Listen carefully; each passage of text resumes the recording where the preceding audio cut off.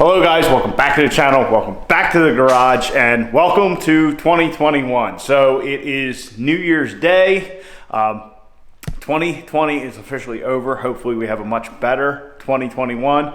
But at the beginning of this video, I just want to kind of recap what all we did in 2020. Honestly, I was thinking to myself like, well, we did this, we did that, but we didn't do all that much. Well, looking back through all the old videos, we got a lot more done than that. But we're going to recap all that stuff and then get into the rack and pinion steering on the drag truck and hopefully finish that up tonight minus the track bar. So on to 2020. What did we do? What did we get accomplished to the race truck and on the channel in general? So like I said, I went through the videos, I compiled a list.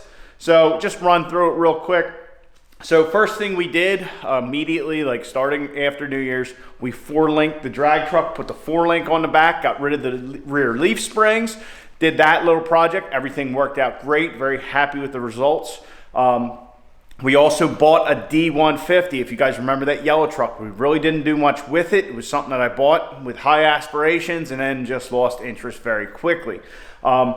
Then on the way back from getting the D150, Caitlin, my 4th gen Cummins, my 2012 truck, 68 RFE, just shit the bed. We were down and out on the road with the trailer. Not happy about that at all. So then we swapped another 68 RFE in, broke Moby Dick pretty severely because and it's all my fault because all I wanted to do was not have 2 trucks that I had to tow home in the same week. Needless to say, that thing has warped heads or something. Just need to get it out of here, get it to the scrapyard. We put Caitlin back to stock, put all the emissions back on the truck. We put the stock turbo back on, basically getting the truck ready to trade in. So then we test drove all the diesels. We test drove a Duramax, Power Stroke, and a Cummins to see what the best fit was for me, what I like personally, and just to check out all the offerings on the market. My feeling is I've always been very brand loyal to Dodge and Cummins. I know camera's kind of heavy.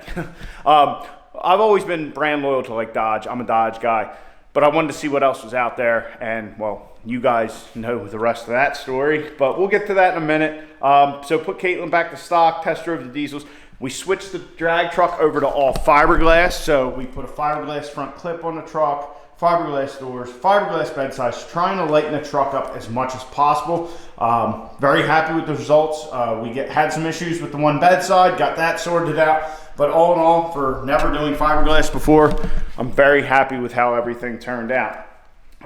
We put new exhaust, new headers, and full exhaust on my 2nd gen gas truck, Veronica. She sounds great. Everything's awesome there. No rattles or anything.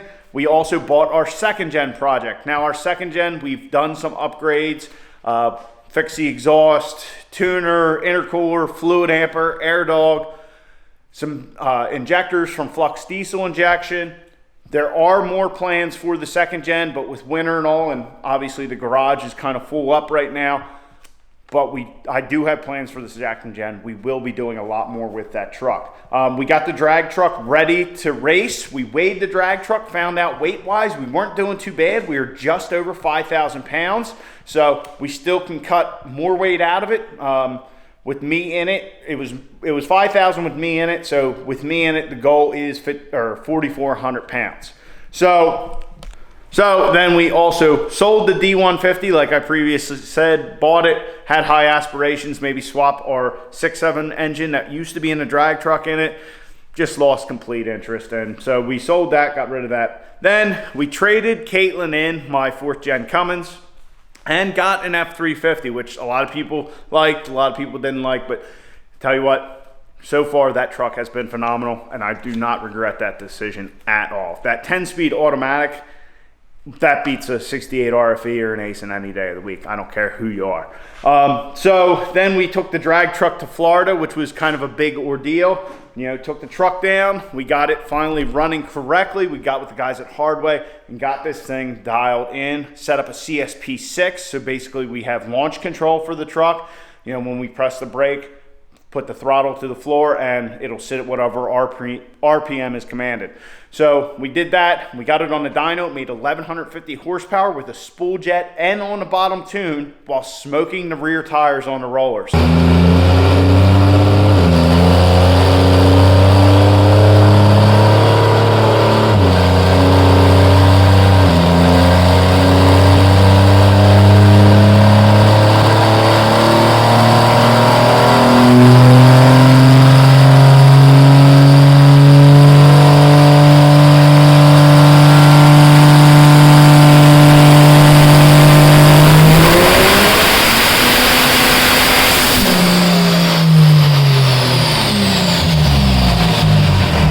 So we got more power in it, a lot more. Then we took it to Emerald Coast Dragway and actually took the truck down the track. I was able to complete my licensing passes, so I actually have an NHRA competition license, which is awesome. But we did all our passes. We ran a 6.0 at 115 mile an hour in the 8th, which I'm very happy with. Basically, this truck at minimum power is a 590 truck.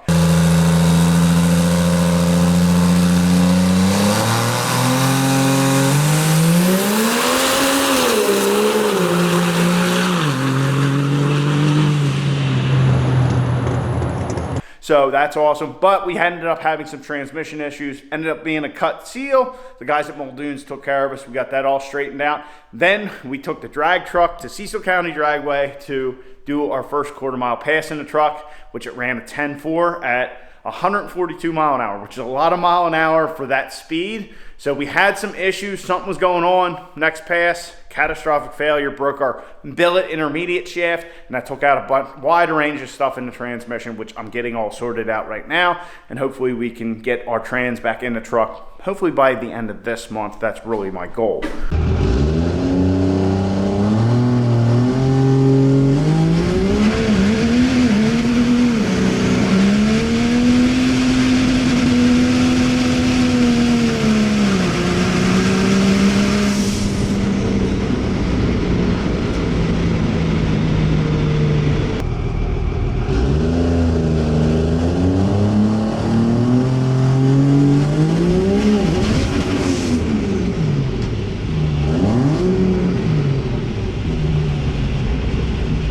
So also we started trying to clean up the garage a little so I can get a little more done in here. As you can see, it's in kind of a state of disrepair right now. This is probably the worst it's ever been, but we got our shelving in. I got my cabinets all flopped around, all that kind of stuff. So I'm just trying to figure out where everything's going, figure out maybe some more shelves up top here, whatever. But like I said, it's gonna look worse until it looks better. So then we started our rack and pinion on the truck, which hopefully we will finish up today other than the track bar.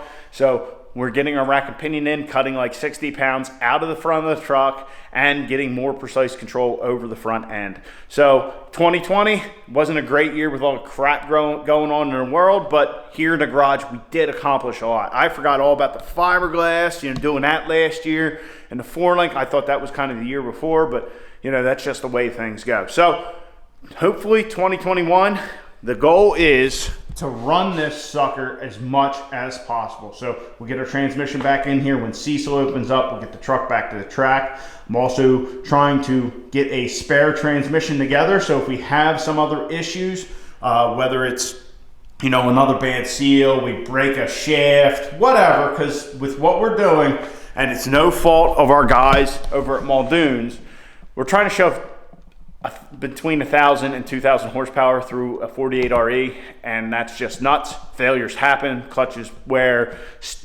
We're just going to be breaking parts on that thing constantly. So I want to have a spare transmission, so we just pull one out, put one in, and we can keep racing. I'm not going to limit it to just ODSS racing, which I want to try and make as many of those events as I can. I want to take this, if there's a street car takeover, and well, which it's not a street car, but we're heavier than all the street cars, so maybe they'll let us in. I don't really know how that works, but just try to go to as many events as possible and use the truck. That's what we built the truck for. And, so show some gas guys that the diesel guys have some stuff to offer. So that's the plans for 2021. I have some other little projects like a rack and pinion steering that I want to do, but like I said before, nothing humongous, because I don't want to get caught in that trap. come February or March when Cecil opens. I want to be there. So anyway, guys, also big milestone. We crossed 20,000 subscribers. I thank every one of you. Tell your friends. Let's try and get another 20,000 this year, which for the slow growth of my channel is unlikely, but let's see if we can get it to happen. So anyway, thanks again, guys. I appreciate it all. So on to tonight. Like I said, tonight we're going to try and finish our rack and pinion steering. I already put the mount, I finished welded the mount we made on the passenger side here. It is probably way more robust than it needs to be. It's 1/4-inch plate all the way around. I probably should have drilled some holes in it, but whatever. It's nice and solid and will do what we need it to do. So we got to get our rack here installed, bolted up to that, bolted up to our diff cover here that we did previously. And then once we get it in, we can take all of our measurements and we also have to weld on these knuckles on the end so they can go to our heim joints, and then we can cut our tubes down, weld the other heims in. This stuff's all from Rough Stuff Specialties. Goes to our Thurin little adapters to where the tie rods were, and then to the Barnes 4-wheel drive knuckles, which will go onto the rack. So hopefully we can get this all done. I know a lot of talking, just like the last video, but just wanted to recap 2020 because we got a lot more done than I thought. So anyway, guys, let's get this rack in and done.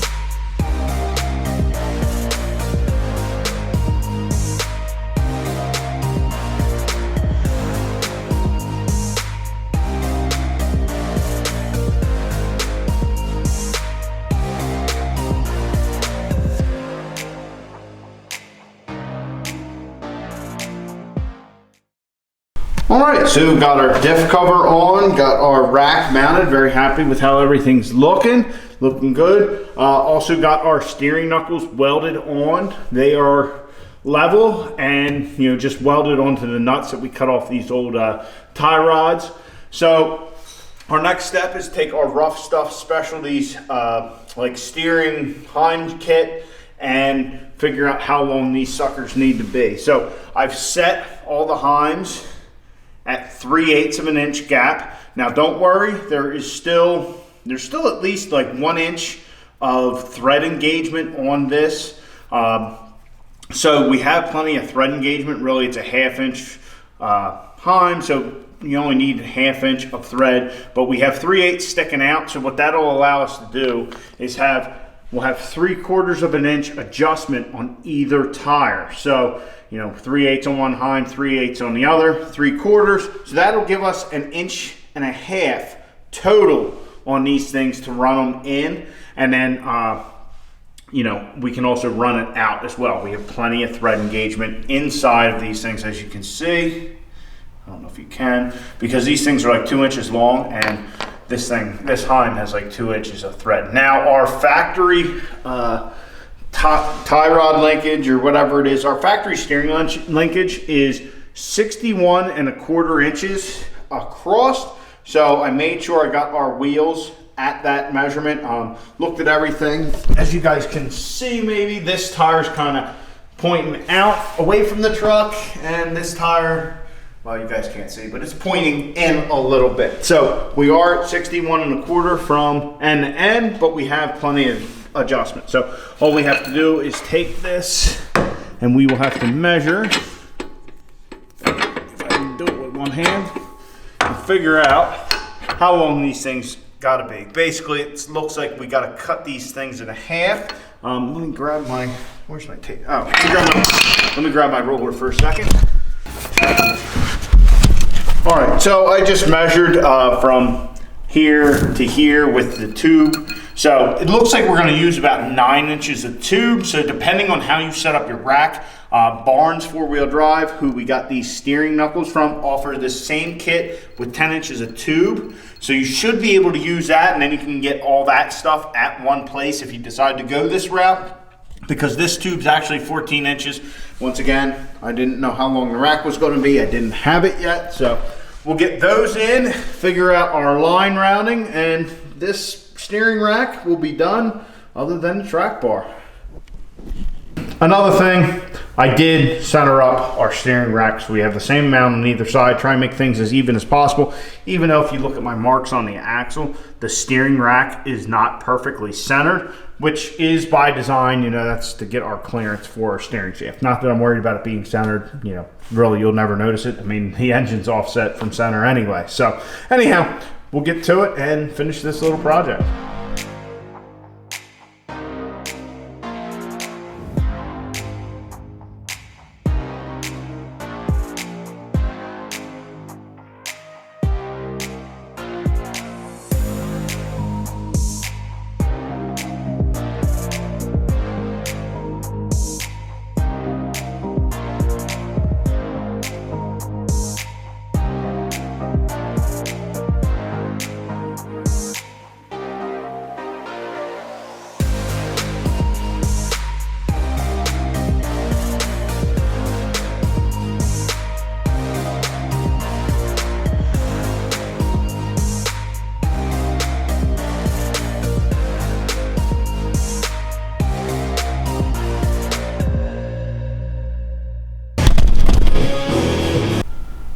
All right, so rack and pinion conversion complete. Everything's looking good. I did not tighten down our lock nuts for our bolts. These Barnes 4-wheel drive knuckles actually are threaded on the knuckle, and then they give you a lock nut as well. But I didn't do any of that because I'm going to paint these just so they don't rust up. But our tie rods turned out great. Very happy with that. Now our tie rods, you know, our tie rod kit is from Rough Stuff Specialties, but our steering knuckles are from Barnes 4-wheel drive. You can actually get a setup like this, you know, with all the heims, the weld-in parts, the tube from Barnes as well. So I'd recommend you do that. A reason I did this is I didn't have the rack at the time, so I didn't know how long they'd have to be. These, you know, Barnes gives you 10 inches.